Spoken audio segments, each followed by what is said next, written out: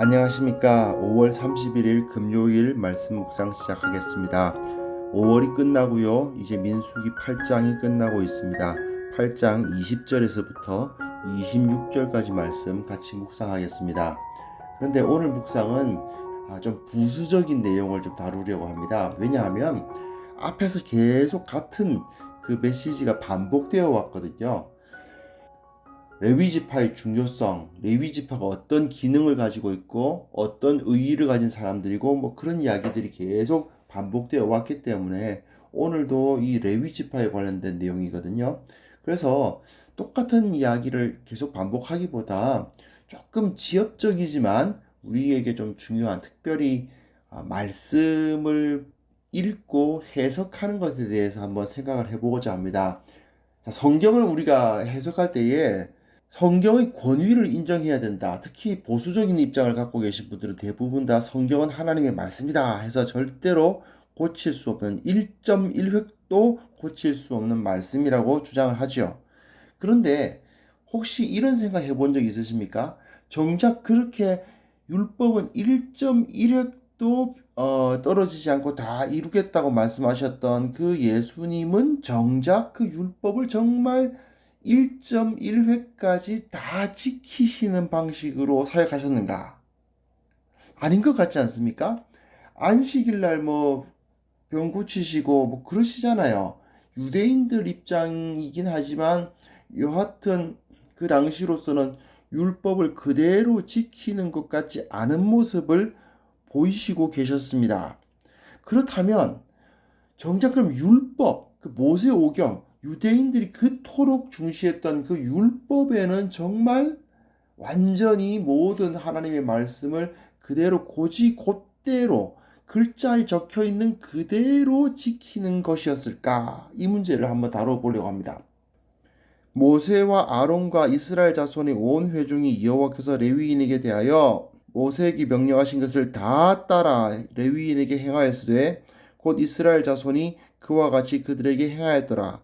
레위인이 이에 죄에서 스스로 깨끗하게 하고 그들의 옷을 빨매 아론이 그들을 여호와 앞에 요제로 드리고 그가 또 그들을 위하여 속죄하여 정결하게 한 후에 레위인이 회막에 들어가서 아론과 그의 아들들 앞에서 봉사하니라.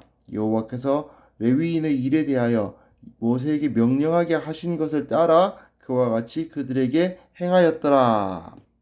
사실은 정확하게 그냥 그 단락대로 내용상으로만 따른다면 어제 본문에 포함되는 것이 훨씬 나았겠다 싶은 그러한 본문입니다. 그런데 이 결론부 레위 지파가 이러이러한 방식으로 정결 제사를 지냈다라는 본문의 결론부에서 핵심적으로 하고 싶어 하는 말은 무엇인가요? 말씀대로 행했다. 하나님께서 정하신 그걸 그대로 지켰다 이거죠.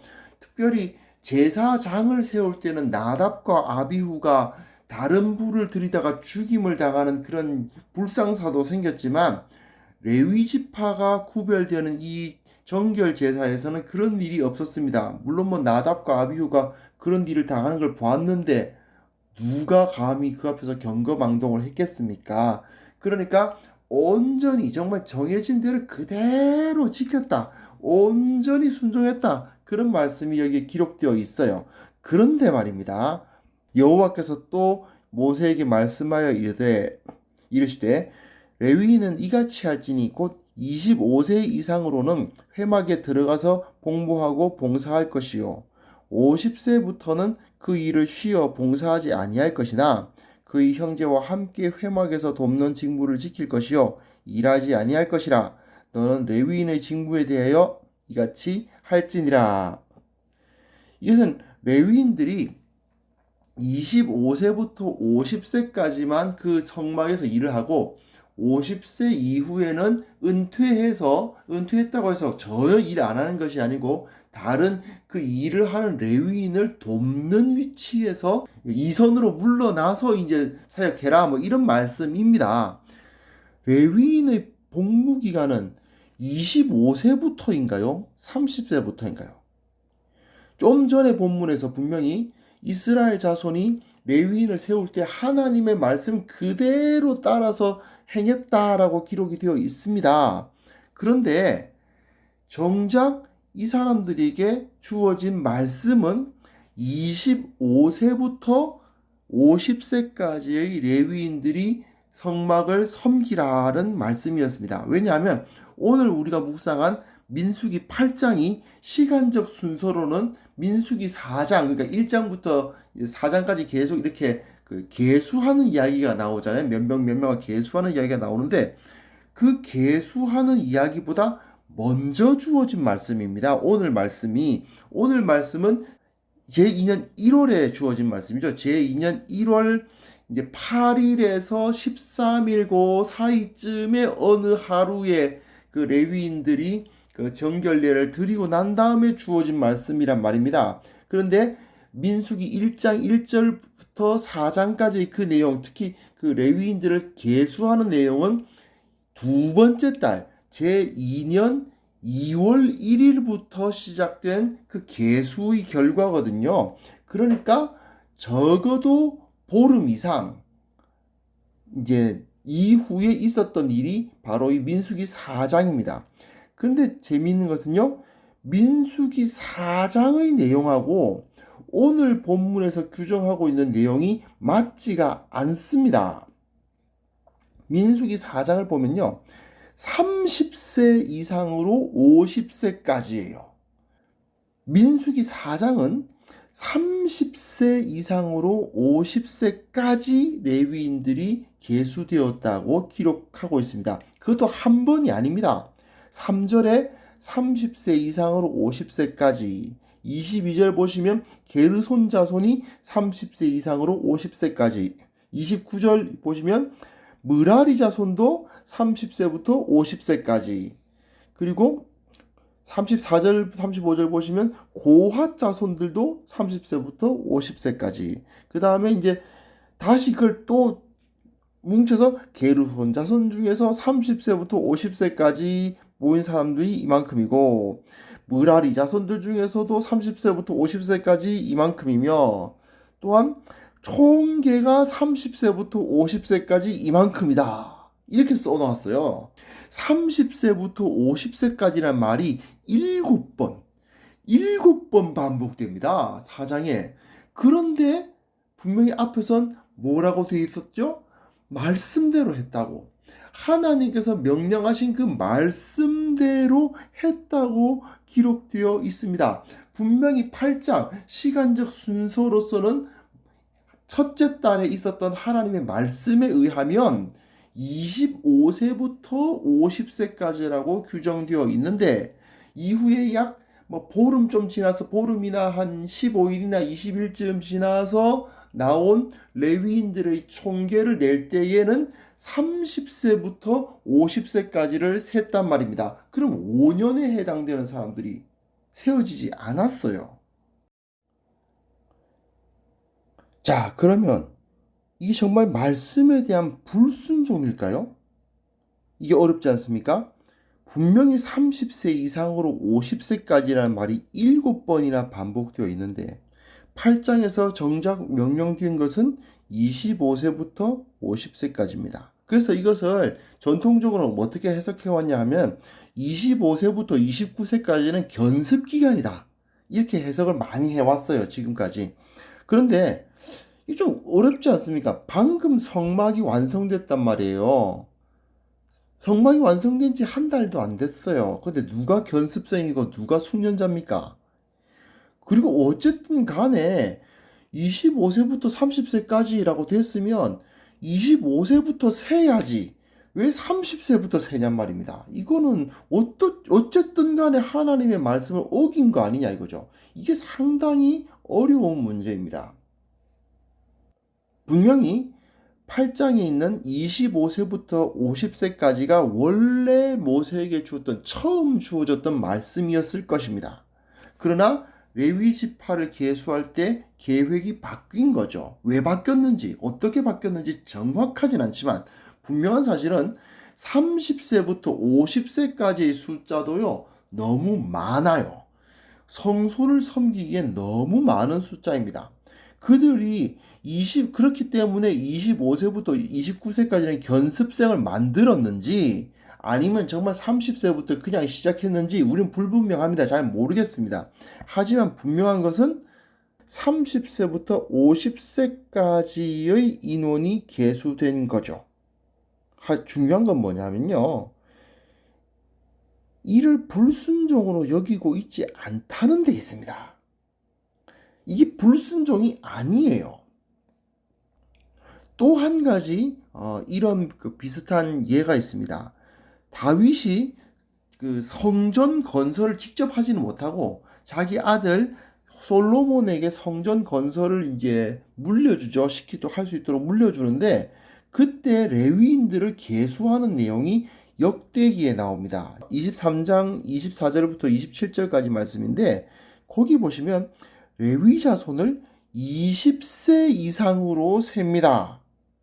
그리고 50세 규정은 아예 없어요. 그러니까 정년 규정도 없고 20세만 넘으면 다 셉니다. 그래서 20세 이상 된 우두머리들을 세우고 레위 자손들이 20세 이상으로 계수되었다라고 역대상 23장에 기록되어 있어요. 그렇다면 다윗도 말씀에 불순종한 것이라고 할 수 있을까요? 중요한 것은 역대기가 전혀 다윗이 말씀에 불순종했다고 할 만한 어떠한 그 실마리도 남겨두지 않고 있다는 데 있죠. 다윗이 그 법궤를 메고 갈 때 처음에는 이제 수레에 소가 끄는 수레에 실은 것은 잘못이었다는 것을 보여주는데 이 레위인들을 20세 이상으로 세웠다는 것을 잘못이라고 말하고 있지는 않습니다. 분명히 상황이 변했어요. 왜? 성전을 지어야 되니까 더 이상 레위인들이 이걸 들고 다녀야 할 이유가 없습니다. 그 상황에서 그 레위인들을 문지기도 시키고 찬양대도 시키고 뭐 여러 가지 일들을 거기서 시키거든요. 그게 잘못된 것일까요? 아니죠. 그는 분명히 하나님의 말씀의 근거 가운데서 온전히 말씀에 순종한 것입니다. 그것을 문자 그대로 지키지 않았지만 다윗은 오히려 더 풍성하게 하나님의 말씀에 순종한 거예요.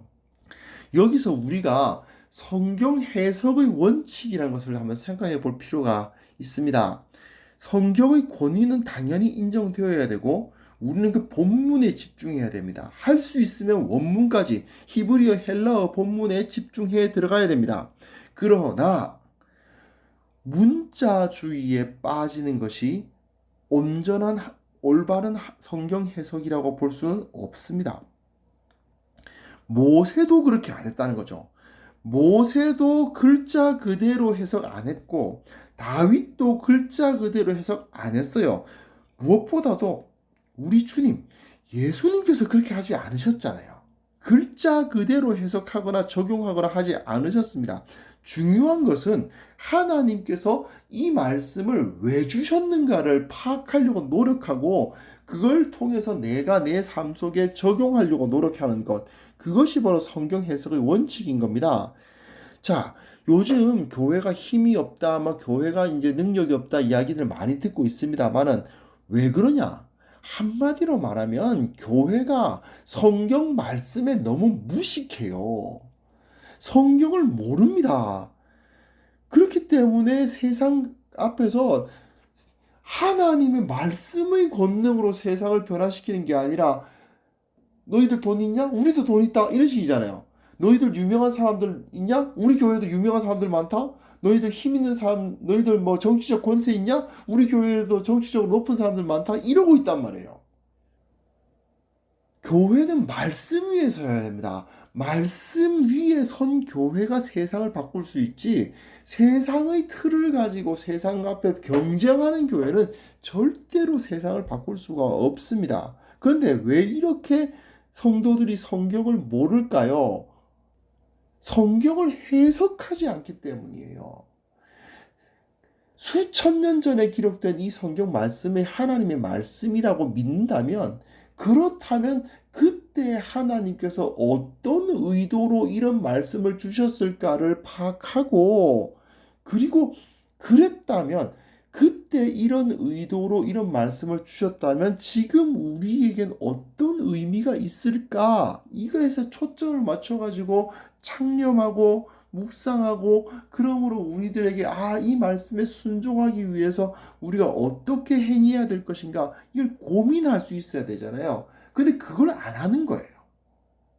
이렇게 했을 때 교회는 말씀 위에 설 수도 없고 말씀 위에 바로 말씀으로 세상을 변화시킬 수도 없는 것입니다. 그러면서 문자적으로 그냥 문자적으로 뭐 성경 말씀이 뭐 하나님의 말씀이고 1.1획도 변개가 안 되고 막 그런 얘기만 하고 있지.